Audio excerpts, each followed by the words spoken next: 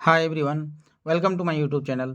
अध्याय 15 NCERT class 10th के science का अध्याय 15 का शॉर्ट नोट्स लेकर के हम फिर से हाजिर हुए हैं, जो कि इस चैप्टर से काफ़ी क्वेश्चन पूछे जाते हैं। मैट्रिक एग्ज़ाम, बीएससी भी मैट्रिक एग्ज़ाम जो 2025 को होने वाली है, इसके शॉर्ट नोट्स अध्याय 15 एनसीईआरटी साइंस का लेकर के आया हूँ, क्योंकि ये चैप्टर हमारे मैट्रिक एग्ज़ाम के लिए काफ़ी इंपॉर्टेंट साबित होने वाले हैं। यहाँ से बहुत सारे सवाल डायरेक्टली ऑब्जेक्टिव में पूछते हैं, शॉर्ट क्वेश्चन में भी पूछते हैं। चलते हैं हम लाइन बाय लाइन एक एक पॉइंट को आपको समझाते हुए चलें। तो आज का सबसे पहला पॉइंट है हमारा पर्यावरण का मतलब वह सभी चीज़ें होती हैं जो हमें घेरे रहती हैं। सभी जैविक एवं अजैविक घटक इसमें शामिल होते हैं। जैविक घटक और अजैविक घटक याद रखिएगा।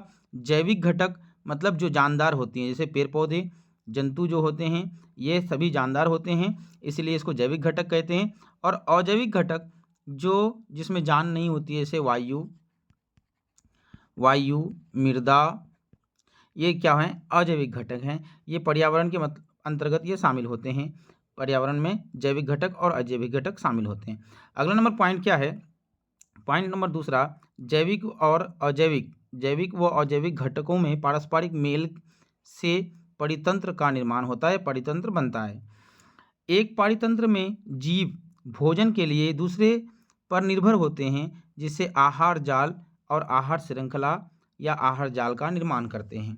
याद रखिएगा, एक परितंत्र में एक जीव भोजन के लिए दूसरे जीव पर क्या होते हैं? निर्भर रहते हैं।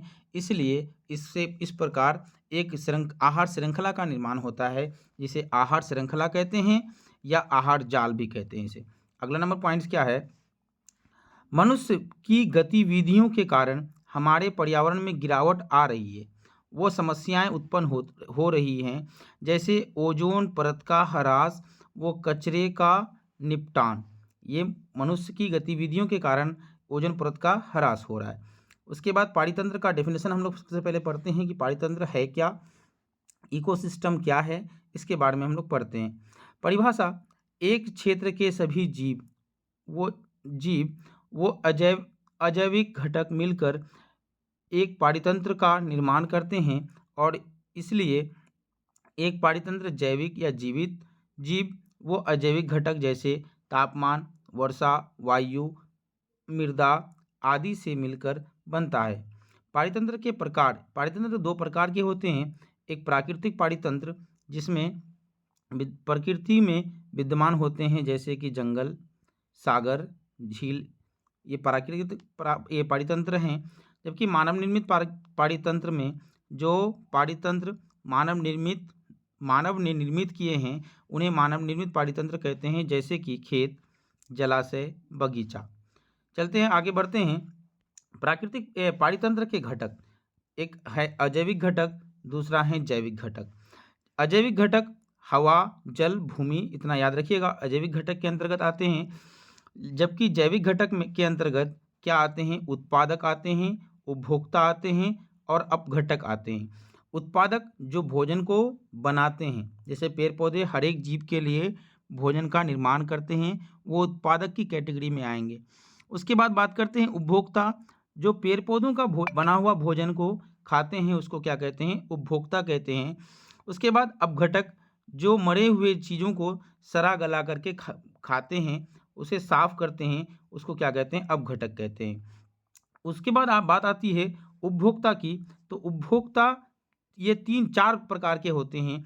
सबसे पहले बात किया जाए शाकाहारी का, तो केवल जो पेड़ पौधों को डायरेक्टली खा लेते हैं, उसे शाकाहारी कहते हैं। मांसाहारी, जो शाकाहारी हैं, उस शाकाहारी जीव को जो खाता है, उसको क्या कहते हैं? मांसाहारी कहते हैं। सर्वाहारी, जो दोनों को खा लेते हैं, शाकाहारी भी खाते हैं, जैसे मनुष्य इसके अंतर्गत आते हैं, मांसाहारी भी होते हैं, उसको क्या कहते हैं? सर्वाहारी कहते हैं। उसके बाद परजीवी, जो सर्वाहारी के मृत शरीर को खाते हैं उसको, या जीवित शरीर को खाते हैं, उसको क्या कहते हैं? परजीवी कहते हैं। जो एक जीव दूसरे जीव में रह करके अपना भोजन को ग्रहण करता है, उसको क्या कहते हैं? परजीवी कहते हैं। आगे किया जाए अगर अजैविक घटक सभी निर्जीव घटक, जैसे हवा, पानी, भूमि, प्रकाश और तापमान आदि मिलकर अजैविक घटक बनाते हैं। जैविक घटक सभी सजीव घटक, जैसे पौधे, जानवर, सूक्ष्मजीव, फफूंदी आदि मिलकर अजैविक घटक बनाते हैं। याद रखिएगा, ये काफ़ी इंपॉर्टेंट पॉइंट्स हैं। आहार के आधार पर जैविक घटकों को निम्न भागों में बांटा गया है, जैसे उत्पादक, उपभोक्ता। याद रखिएगा, उत्पादक मतलब सभी पेड़ पौधे इसके अंतर्गत आते हैं जो अपना भोजन प्रकाश संश्लेषण की सहायता से अपना भोजन का निर्माण करते हैं। जबकि उपभोक्ता पेड़ पौधे का बना हुआ भोजन को डायरेक्टली खा लेते हैं, उसको क्या कहते हैं? उपभोक्ता कहते हैं। आगे बढ़ते हैं। उपभोक्ता उपभोक्ताओं को निम्न प्रकार बांटा गया है: शाकाहारी, मांसाहारी, सर्वाहारी, परजीवी। उसके बाद बात करते हैं, तीसरा नंबर पॉइंट्स है अपघटक। फफूंदी व जीवाणु जो मरे हुए जीव व पौधे के जटिल पदार्थों को सरल पदार्थों में विघटित कर देते हैं। इस प्रकार अपघटक स्रोतों के की भरपाई में मदद करते हैं, उसको क्या कहते हैं? अपघटक कहते हैं। आहार श्रृंखला आहार श्रृंखला एक ऐसी श्रृंखला है जिसमें एक जीव दूसरे जीव को भोजन के रूप में खाते हैं, उसे क्या कहते हैं? आहार श्रृंखला कहते हैं। जैसे घास, घास को कौन खाया? हिरन, हिरन को कौन खा जाता है? शेर। तो ये एक प्रकार का आहार श्रृंखला है, आहार का जाल है, आहार का श्रेणी है। आगे बढ़ते हैं। एक आहार श्रृंखला में उन जैविक घटकों को जिनमें ऊर्जा का स्थानांतरण होता है, पोषी स्तर कहलाता है। आहार श्रृंखला में उन जैविक घटकों को जिनमें ऊर्जा का स्थानांतरण होता है, उसे क्या कहते हैं? पोषी स्तर कहते हैं। ये पॉइंट्स काफ़ी इंपॉर्टेंट होने वाला है। एक आहार श्रृंखला में उन जैविक घटकों को जिनमें ऊर्जा का स्थानांतरण होता है, उसको क्या कहते हैं? पोषी स्तर कहते हैं। आगे बढ़ते हैं। एक आहार श्रृंखला में ऊर्जा का स्थानांतरण एक दिशा में होता है। याद रखिएगा, ये क्वेश्चन कई बार पूछा गया है। आहार श्रृंखला में ऊर्जा का स्थानांतरण कैसा होता है? तो याद रखिएगा, एक दिशा में होता है। हरे पौधे सूर्य की प्रकाश का 1% भाग जो पत्तियों पर पड़ता है अवशोषित करता है। कई बार क्वेश्चन पूछा गया है, हरे पेड़ पौधे सूर्य की प्रकाश का कितना % भाग को अवशोषित करता है? तो याद रखिएगा, 1%, एक भाग को 100 भागों में अगर सूर्य प्रकाश को बांटा जाए, इसमें से एक भाग ही सूर्य प्रकाश को पेड़ पौधे अवशोषित करते हैं, लेते हैं। उसके बाद 10% नियम, ये काफ़ी इंपॉर्टेंट पॉइंट्स हैं। एक पोषी स्तर से दूसरे पोषी स्तर में केवल 10% ऊर्जा का स्थानांतरण होता है, जबकि 90% ऊर्जा वर्तमान पोषी स्तर में जैव क्रियाओं में उपयोग होता है। जैसे यहाँ पर समझा जाए इस बात को, जैसे कि ये पौधे हैं, पेड़ पौधे सूर्य की प्रकाश का कितना % भाग लिया? 1% भाग लिया। और ये अगर 100% एनर्जी का इस्तेमाल करता है, मान लेते हैं 100 जूल इस्तेमाल करता है, तो ये अगला पोषी स्तर जो हिरन खाया, इसको पौधे को जो हिरन खाया, तो ये 100 जूल एनर्जी लिया था, तो ये हिरन क्या करेगा? इसका 90% ये पेड़ पौधे इस्तेमाल कर लेंगे, इसका 10 जूल ही हिरन इस्तेमाल कर पाएगा। याद रखिएगा, हर एक भाग में, हर एक पोषी स्तर में ये 10% ऊर्जा का ही क्या करता है? अगले जीव तक क्रियाओं में उपयोग हो पाती है। उसके बाद उपभोक्ता के अगले स्तर के लिए ऊर्जा की बहुत ही कम मात्रा उपलब्ध हो पाती है।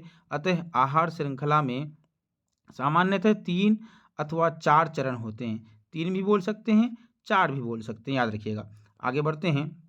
जैसे कि यहाँ पर बताया गया है, तृतीय उपभोक्ता, द्वितीय उपभोक्ता, प्राथमिक उपभोक्ता, उत्पादकता। उत्पादक के रूप में पेड़ पौधे आएंगे, उसको जो खाएगा वो प्राथमिक उपभोक्ता, उसके बाद जो प्राथमिक उपभोक्ता को खाएगा वो दूसरा उपभोक्ता, द्वितीय उपभोक्ता जो द्वितीय उपभोक्ता को खाएगा वो तृतीय उपभोक्ता का निर्माण करेगा। ये एक पिरामिड की ऐसा आकृति बनता है, इसलिए आहार पिरामिड भी कह सकते हैं इसको, याद रखिएगा। यहाँ पर भी ऊर्जा का बहाव या ऊर्जा का स्थानांतरण इसी तरह से होता है। यहाँ पर देख सकते हैं आप लोग, एक पेड़ पौधे 1000 किलो जूल अगर लेता है, तो अगला उपभोक्ता, प्राथमिक उपभोक्ता इसका क्या लेगा? 10% लेगा, मतलब 100 किलो जूल लेगा। इसका फिर ये 10 भाग लेगा, 10% भाग लेगा, तो ये 10 किलो जूल मिलेगा। इसका फिर 10% भाग लेगा, ये 1 किलो जूल में आकर के ठहर जाएगा। ये याद रखिएगा, तृतीय उपभोक्ता क्या करते हैं? अपने पोषी स्तरों का सबसे कम एनर्जी को ग्रहण करते हैं। आगे बढ़ते हैं। जैव संवर्धन, आहार श्रृंखला में हानिकारक रसायनों की मात्रा में पोषी स्तर से दूसरे पोषी स्तर में जाने पर वृद्धि होती है, इसे जैव संवर्धन कहते हैं। याद रखिएगा, आहार श्रृंखला में हानिकारक रसायनों की मात्रा में एक पोषी स्तर से दूसरे पोषी स्तर में जाने पर वृद्धि होती है, जिसे क्या कहते हैं, जैव संवर्धन कहते हैं। मान लेते हैं खेतों में हम लोगों ने क्या छिड़काया, डीडीटी। डीडीटी छिड़काया, इसको कोई पेड़ पौधे इसको क्या किया, कोई जानवर खा लिया। मान लेते हैं हिरन खाया, इस हिरन का गोश्त अगर हम लोग खा लेते हैं तो ये हमें क्या हो जाएगा, ये कोई डीडीटी सबसे पहले हिरन के पेट में गया, हिरन से हमारे शरीर में आ जाएगा। तो इस तरह के स्थानांतरण को क्या कहते हैं, जैव संवर्धन कहते हैं। उसके बाद ऐसे रसायनों की सबसे अधिक मात्रा मानव शरीर में होती है, क्योंकि मानव शरीर क्या करते हैं, सभी चीज़ों को खा जाते हैं, साग सब्जी भी खाते हैं और किसी अन्य जानवर को भी खा जाते हैं, इसीलिए सबसे अधिक मानव शरीरों में होती है। आहार जाल, आहार श्रृंखलाएं आपस में प्राकृतिक रूप से जुड़ी होती हैं, जो एक आहार जाल के का रूप धारण कर लेती है, उसे आहार जाल कहते हैं। आहार श्रृंखलाएं आपस में प्राकृतिक रूप से जुड़ी होती हैं, जो एक आहार जाल का रूप धारण कर लेती है, जिसे क्या कहते हैं, आहार जाल कहते हैं। यहाँ पर आप अच्छा आसानी से समझ सकते हैं। एक पौधे को कौन खाया, खरगोश खाया, खरगोश को कौन खाया, लोमड़ी खा लिया। इसी प्रकार पौधे को तिलचट्टा भी खाता, तिलचट्टा को मेढक खाया, मेढक को सांप खाया, सांप को चील खाया, फिर सांप को चूहा पेड़ पौधे को खाया, पेड़ पौधे चूहा को क्या किया, सांप खा लिया। इस प्रकार एक जाल का निर्माण हो जाता है, जिसे क्या कहते हैं, आहार जाल कहते हैं, याद रखिएगा, इसे आहार जाल कहते हैं।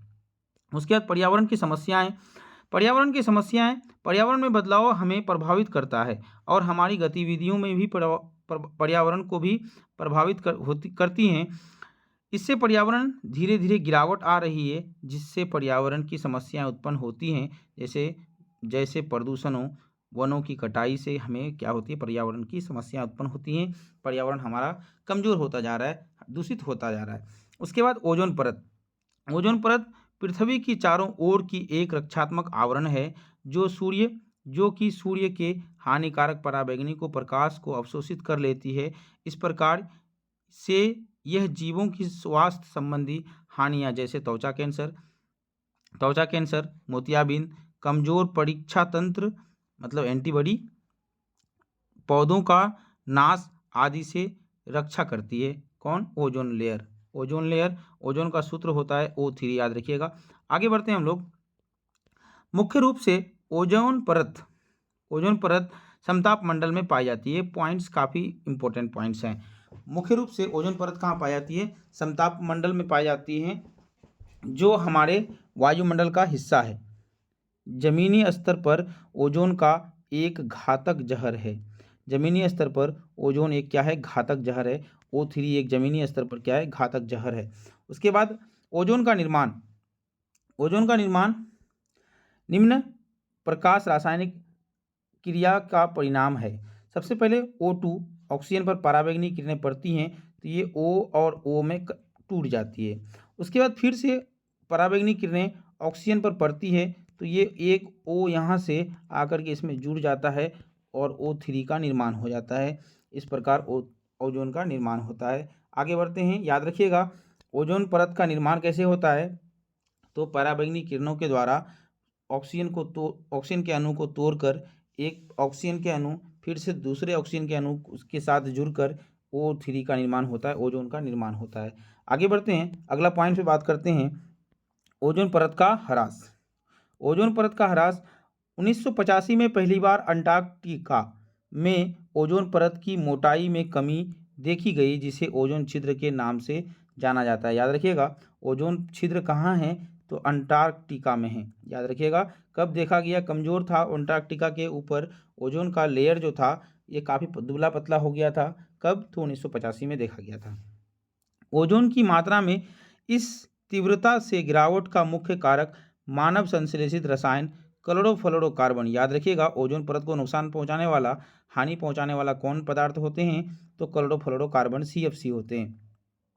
माना गया है जिनका उपयोग शीतलन मतलब AC और अग्निशमन के लिए किया जाता है। ये AC हम लोग लगाते हैं और अग्निशमन यंत्र में जो रसायन यूज किया जाता है इससे निकलते हैं CFC क्लोरोफ्लोरोकार्बन, जो हमारे ओजोन लेयर को क्या करते हैं, हानि पहुंचाते हैं, नुकसान पहुंचाते हैं, उसके लेयर को कमज़ोर कर देते हैं। 1987 में संयुक्त राष्ट्र पर्यावरण कार्यक्रम UNEP में सर्वानुमति बनी कि CFC के उत्पादन को 1986 के स्तर पर ही सीमित रखा जाए, इसे क्या कहा गया? क्योटो प्रोटोकॉल कहा गया। उसके बाद बात करते हैं हम लोग, याद रखिएगा काफ़ी इंपॉर्टेंट पॉइंट्स हैं ये वाले, ये दोनों पॉइंट्स काफ़ी इंपॉर्टेंट्स हैं। ओजोन का सूत्र याद रखिएगा, अंटार्कटिका याद रखिएगा, ओजोन छिद्र भी याद रखिएगा। आगे बढ़ते हैं हम लोग, कचरा प्रबंधन। कचरा प्रबंधन आज के समय में अपशिष्ट निपटान एक मुख्य समस्या है जो कि हमारे पर्यावरण को प्रभावित करती है। हमारी जीवन शैली के कारण बहुत बड़ी मात्रा में कचरा इकट्ठा हो जाता है, जिसे क्या कहते हैं? कचरा प्रबंधन कहते हैं। कचरे में निम्न पदार्थ होते हैं, जैसे जैव निम्नीकरणीय पदार्थ और अजैव निम्नीकरणीय पदार्थ। जो कचरे सरगल करके वो ह्यूमस बन जाता है, उसको जैव निम्नीकरणीय कहते हैं। बायोडिग्रेडेबल कहते हैं, जो ह्यूमस का निर्माण नहीं करता, जैसे प्लास्टिक होते हैं, डीडीटी होते हैं, ये क्या होते हैं? नई सड़ते गलते, इसको क्या बोलते हैं? जैव अनिम्नीकरणीय बोलते हैं। उसके बाद उदाहरण के तौर पर देखा जाए, प्लास्टिक, पॉलीथीन, संश्लेषित रेशे, धातु, रेडियो एक्टिव अपशिष्ट आदि सूक्ष्मजीव एंजाइम उत्पन्न करते हैं, जो पदार्थ के छोटे घटकों में बदल देते हैं। एंजाइम अपनी क्रिया में विशिष्ट होते हैं, इसलिए सभी पदार्थों का अपघटन नहीं कर पाते हैं। इसे क्या कहते हैं? जैव अनिम्नीकरणीय कहते हैं, अजैव अनिम्नीकरणीय कहते हैं। उसके बाद आगे बात करते हैं कचरा प्रबंधन की विधियाँ। जैव मात्रा संयंत्रण, सीवेज उपचार तंत्र, कूड़ा भराव क्षेत्र, कंपोस्टिंग, पुनः चक्रण, पुनः उपयोग, ये काफ़ी इंपॉर्टेंट पॉइंट्स हैं। इस सबको नोट डाउन कर लीजिएगा अपनी नोट्स कॉपी में। और आगे बढ़ते हैं फिर से। ये था हमारा क्लास 10 के एनसीईआरटी क्लास 10 के साइंस का अध्याय 15 का शॉर्ट नोट्स। हमारा वीडियो अगर अच्छा लगा तो लाइक ज़रूर करें, और हमारे चैनल को अभी तक सब्सक्राइब नहीं किए हैं तो सब्सक्राइब कर लें। आगे